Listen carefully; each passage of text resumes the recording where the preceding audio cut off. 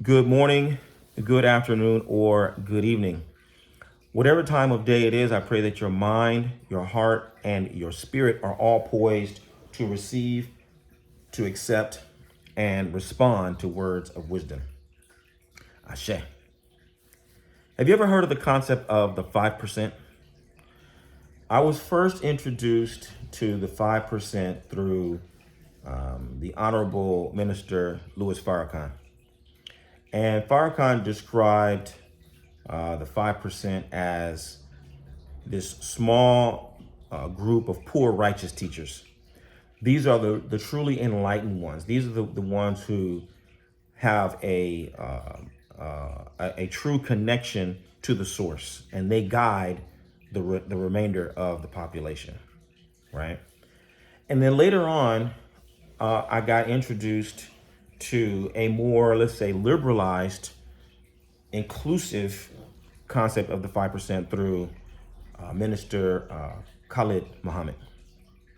And he described the 5% as the 5% of the same way as Minister Farrakhan did, but it was 5% of the world population, 5% of all religious believers and practitioners. So he was saying there's a 5% of the Muslim population that's enlightened, 5% of the Hindu population, 5% of the Jews, 5% of the Christians, and so on. Okay. And that particular definition resonated with me at the time, and it still resonates with me because I've actually seen it.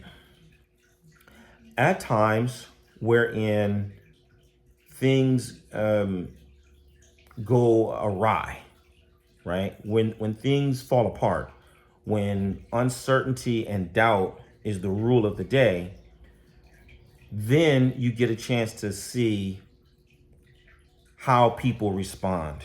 And I have seen that there are Christians and Orisha people and Muslims alike who respond with a certain level of maturity, right? They respond with a certain level of spiritual acuity that differentiates them from other people, right? And this is so crucial because within Orisha lifestyle, we have a saying, the Yoruba have a saying, that when the child behaves like a child, the adult behaves like an adult. When the child behaves like a child, the adult behaves like an adult. And I remember one of our great family stories, right? My mother tells this story of when I was about 3 or 4 years old. She took me to Toys R Us and we were shopping and buying something. I think we were getting a gift for somebody else. And then I wanted something and she told me to put it back on the counter. And I proceeded to have a little, 3-year-old fit. And my mother looked at me and she says, "Oh, it looks like you're attempting to have a fit, but that's not the way you do it. That's not a proper fit. If you want to have a real fit, what you need to do is you need to go to the end of this aisle right here and you need to run full speed, and then you need to leap as high as you can in the air, turn and arch your back and land on the back of your head on this hard linoleum floor. And that will be a proper, legitimate fit." And she said everyone around who was listening to this was looking at her like she was absolutely insane, including myself. I stopped me in my tracks. What is she talking about? Bang my head on the hard linoleum floor. What? Because when the child behaves like a child, the adult needs to behave like an adult.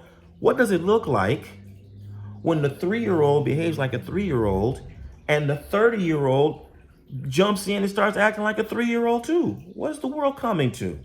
Who's in charge here? Who's leading this procession? If the 3-year-old can have a fit and then everybody else starts having a fit too, that's not proper. That's not progressive. That's a sign of no maturity. That's a sign of doom. You know everything is going downhill fast when everybody is following the dictates of the most immature members of the society. Now, we as Orisha devotees, today is Isese Day, as a matter of fact. Today is Isese Day, so happy Isese Day to all the Orisha devotees worldwide. Isese, it is governed by a simple phrase, Isese Lagba. That's our mantra. Isese Lagba. What does Isese Lagba mean? Isese Lagba means that Isese is senior. Isese is senior. That means Isese is older than anything that else that comes into our culture. Isese is senior to Christianity. Isese is senior to Islam. Isese predates all the other practices. Therefore, when the others start to behave in a childish way, when things happen unexpectedly, when people don't get what they want, when a problem arises, and the children start acting like children, the adults start acting like adults. Okay? So in this case, sometimes I can go onto, these forums online. For example, I go on the Facebook forums where I read people's Instagram and things like that. And I can't tell the difference between Isese and a middle school. I'm sad to say. You can't tell the difference. People can throw anything on the fire and these people will just erupt with all of their half-baked opinions and all of their just raw emotion, just going on and on and on and on. People will get to cursing each other and bad-mouthing each other and attacking whole traditions, all the Cubans and all the Nigerians, and all. It's just this big, flame war that goes on. No sign of maturity in sight. It's very undignified and very unfitting. It contradicts the idea that Isese Lagba. It doesn't look very elderly or very mature. And it contradicts what the sacred text of Ifa teaches us in this regard. There's one verse in particular of Iwori Meji that tells us of a time when Orunmila had a student, his Akapo. The Akapo was Orunmila's apprentice. Akapo had been working with Orunmila, and what he was doing is he was gathering the sacrificial items of other people who were coming to make their sacrifice. A chicken, a rooster, palm oil, gin, etc. And when it came time for Akapo to make his own sacrifice, he would take from the sacrificial items of the people. And he would, perform the sacrifice, and months would go by, quarters would go by, years would go by, no change in Akapo's situation. So Akapo got the bright idea that he was going to bring Orunmila up on charges. And he's totally believable, right? Because he's right there with Orunmila. He's close to Orunmila. You got to believe what he's saying because he knows everything that Orunmila is doing. So he goes to Olodumare, Akapo does. And he says to Olodumare, Baba, because in this time, heaven and earth was closer. So you could just easily go back and forth. Akapo goes straight to Olodumare, Baba, I want to report Orunmila. Orunmila's down here and he's not making ebo for me. I'm going and I'm making my I'm doing my divination. I'm giving my money. I'm bringing my items. Orunmila's not making sacrifice for me. And I know because my life isn't improving. My situation isn't changing. It's because Orunmila's not doing his job. Olodumare is furious. Olodumare calls Orunmila. But at the time it was Osei-Fan. Orunmila was casting. Orunmila cast. He made his ebo. Eshu took care of everything. Orunmila goes to the throne of Olodumare. He says, Baba, you called me. He says, yeah, Akapo is here. He says he's been working with you. He's been making divination. He's been doing sacrifice, and his situation's not improving. He says, you're not doing the sacrifice for him, Orunmila. How could you have abused the power that I gave to you? How could you be shirking your responsibilities this way? Explain it to me. Orunmila, I'm sorry, Baba Jowo. I'm sorry. But what Akapo has said is only partially true.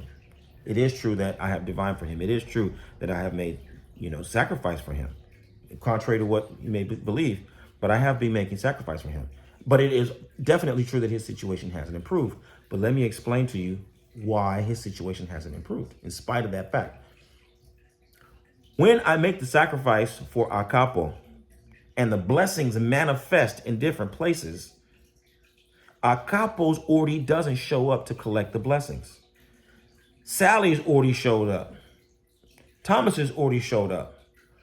Carla's Ori showed up. Antonio's Ori showed up. But Akapo's Ori never showed up. It's because Akapo has been borrowing other people's sacrificial materials. Now Olodumare is side-eyeing Akapo. He's like, Akapo, is it true? Akapo has to shamefully, lower his head and say, yes, it's true. Olodumare was now completely outdone. Case closed. Oromila, you're exonerated. But from this point on, there were several things that will be established. A, from now on, no one who hears one side of a story can make a conclusion. People who listen to one side of the story and make conclusions are not fit to be called elders. They are better referred to as mischief makers, rascals, and scoundrels.